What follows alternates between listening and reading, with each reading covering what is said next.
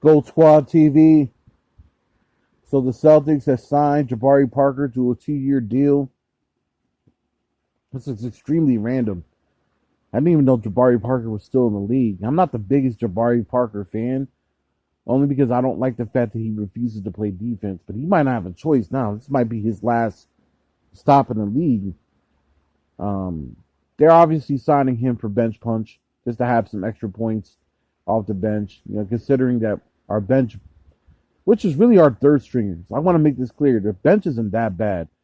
Langford played well. He's been playing well ever since he's been back. Foreigner hasn't been back yet since going out with COVID, and like Peyton Pritchard, he's playing well, and Tristan Thompson's been playing like a monster.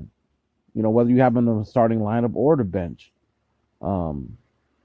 So they're obviously signing Jabari Parker for offensive punch in the third string. The third stringers they blew a 27-point lead and almost lost the fight. But they almost lost the game to the Lakers last night after having a 27-point lead. Let me identify those guys. Carson Edwards, Trey Waters, Naismith, Mo Wagner.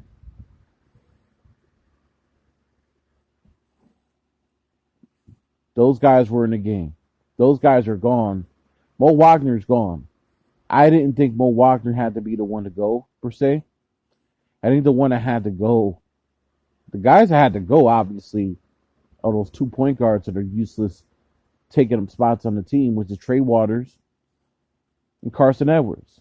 Now, it hurts me to say about Trey Waters because he's from around the way, Connecticut. He's from around my way, whatever. But just hasn't played well, and he ain't cutting it. And Carson Edwards just has been a big disappointment. They signed him to a 4-year deal, and he's been practically a no-show to the 2 years he's been here. So, yeah, I'm glad Danny is going to get the veteran, even though Jabari Parker can't play defense if it saved his life. I guess maybe you don't really care about defense when you got a guy coming off the bench. Now, let's just see if Jabari can give us anything. He seems to get hurt a lot. You know what I mean? He does average 14 points a game career-wise. So maybe he could give us some punch off the bench. Depends on what he's really bringing to the table. I believe had those injuries would have never happened, he would have been the second best player in Milwaukee. But it is what it is, man. He might be able to give us a punch off the bench. Gold Squad TV. Leave your comments down below. What do you think of the Celtics signing Jabari Parker?